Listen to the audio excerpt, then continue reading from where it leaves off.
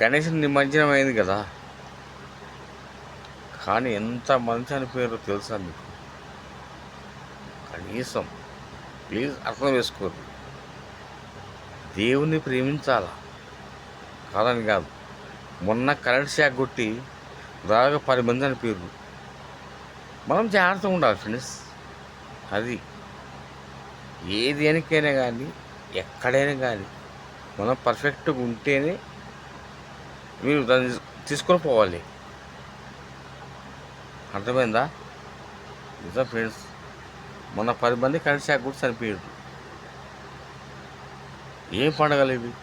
దీపావళి పండగకి కొన్ని 100 మంది చనిపోతారు. ఎందుకు ఫ్రెండ్స్? మనకి ఇవన్నీ అవసరమా? సరే, ఓకే, మంచిది, గణేష్ పండుగ మంచిది.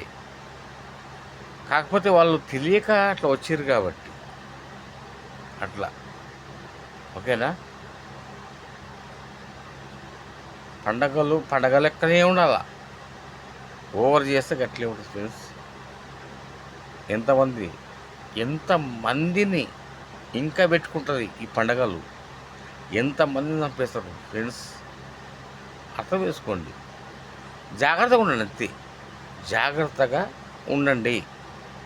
నేను చెప్పేది కదా ఫ్రెండ్స్.